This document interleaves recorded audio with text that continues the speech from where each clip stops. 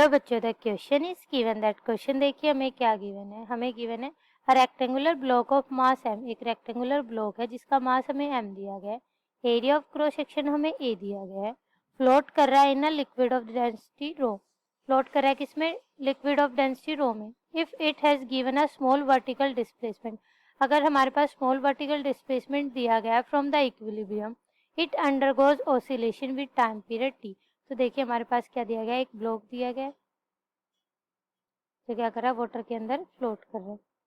ये क्या कर रहा है, वाटर के अंदर फ्लोट कर रहा है। ये हमारा ब्लॉक है,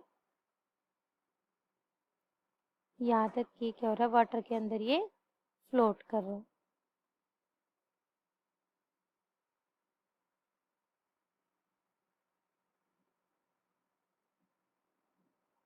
ठीक है, इसकी जो हाइट है वो हमें दी गई है h। इसकी हाइट क्या दी गई हमें, h दी गई है। जो फ्लोट कर रहा है लिक्विड की जो डेंसिटी है वो हमारे पास रो है, और जो स्मॉल वर्टिकल डिस्प्लेसमेंट हो रहा है फ्रॉम से इक्विलिब्रियम, और टाइम पीरियड की वैल्यू क्या दी गई है, हमें t दी गई है। तो हमें टाइम पीरियड बताना है। तो देखिए लेट हमारे पास क्या दी गई, h be the height of the block.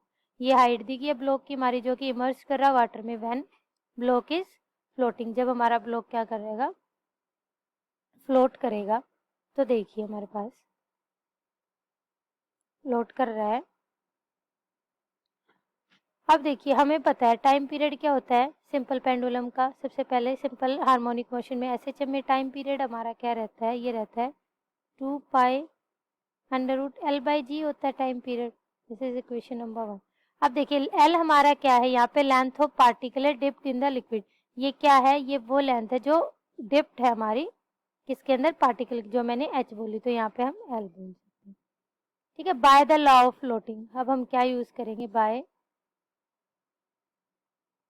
Law of floating.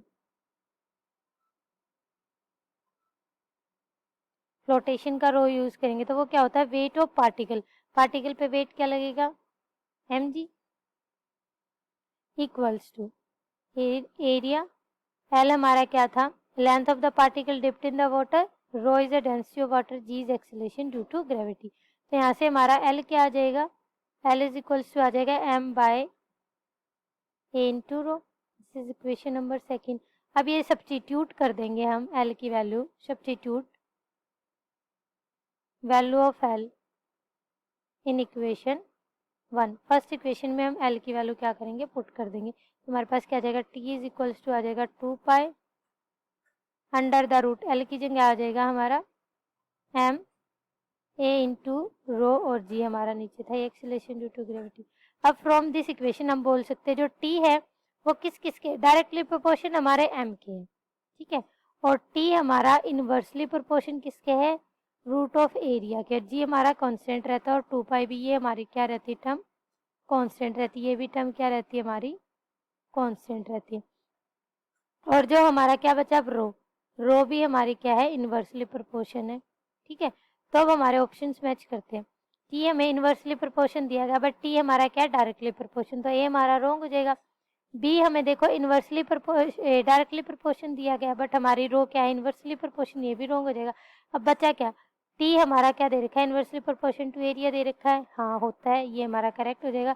अब T is inversely proportion to 1 by rho दे रखा है, बट वो क्या होता है, रूट होता है। तो डी हमारा यहाँ से रॉन्ग हो जाएगा। तो ऑप्शन कौन सा हुआ से करेक्ट, ऑप्शन नंबर ओनली सी हमारा यहाँ से क्या हो जाएगा, करेक्ट हो जाएगा। ये हमारा क्या है, correct answer. Thank you so much. How would you like the solution of your question.